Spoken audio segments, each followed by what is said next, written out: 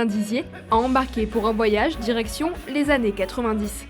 Pendant près de 2 heures, les artistes qui ont marqué les générations 90 et 2000 se sont succédés sur scène et ont enflammé le parc du Jard. Plus fort que ça.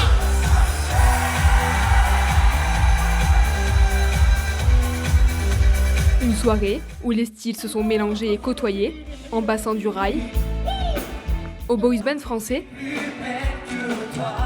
ou encore par le rap et le R&B. Une scène qui a permis aux artistes de replonger dans la nostalgie de leur époque.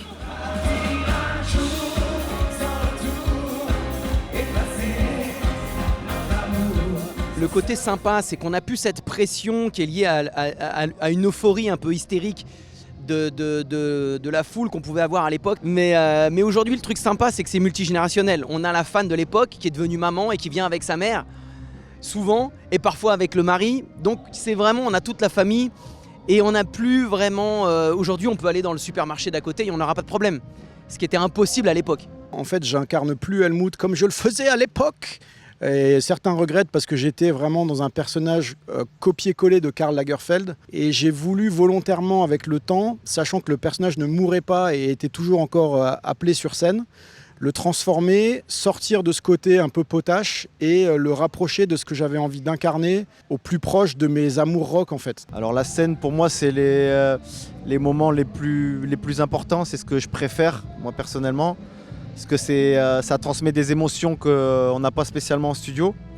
C'est vraiment différent et puis en face on rencontre notre public et c'est toujours des moments vraiment spéciaux et importants de rencontrer son public et surtout les émotions que ça procure. Pour un artiste c'est dur à décrire, c'est magique quoi.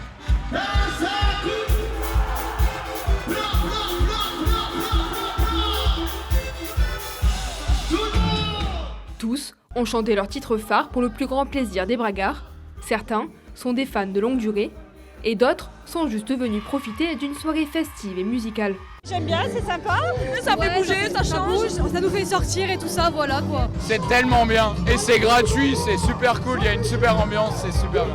Oh, c'est incroyable, c'est l'endroit où il faut venir, vraiment c'est une belle soirée. C'est toujours sympa des événements comme ça, c'est festif, c'est musical, j'aime beaucoup ça. Donc, Il y a une super ambiance et je suis avec tous mes potes donc c'est cool.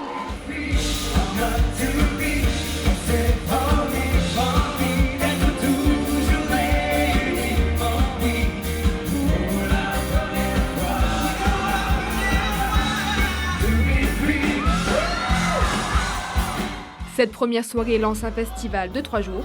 Une soirée rap attend les bragards ce samedi.